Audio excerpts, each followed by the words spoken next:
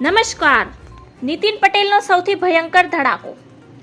નીતિન પટેલ કાર્યકર્તા પર ઉશ્કેરાયા હતા અને તેને માપમાં રહેવા માટે ધમકી આપી હતી. નીતિન પટેલે કડીના મણિપુર ગામના કાર્યકરને ધમકી આપી હોવાનું ચર્ચાય છે. લોકસભાની ચૂંટણી બાદથી ગુજરાત ભાજપમાં જે તિરાડો પડી છે તેમાંથી હવે બદલાયેલા સૂર બહાર આવી રહ્યા છે. શિસ્તબદ્ધ કહેવાતા ભાજપમાં હવે આંતરિક વિવાદોનો પાર નથી રહ્યો. ત્યારે હવે ગુજરાતના પૂર્વ ડેપ્યુટી મુખ્યમંત્રી નીતિન પટેલનો ધમકીભર્યો ઓડિયો સામે આવ્યો છે. નીતિન પટેલે કાર્યકર્તાને કહ્યું હતું કે તું વધારે પડતું બોલે છે એવું મને લાગે છે. તું તારી મર્યાદામાં રહે તો સારું છે. શિખામણ આપવાની જરૂર નથી, એ સમજી લેજે. મણિપુરનો છોકરો સમજીને બોલતા નથી એટલે મેં બધું સોંપી દીધું છે. તું તારી મર્યાદામાં રહે તો સારું છે. શિખામણ આપવાની જરૂર નથી.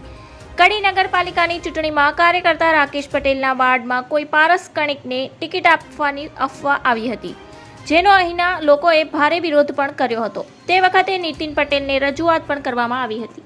ધન્યવાદ. જય હિન્દ.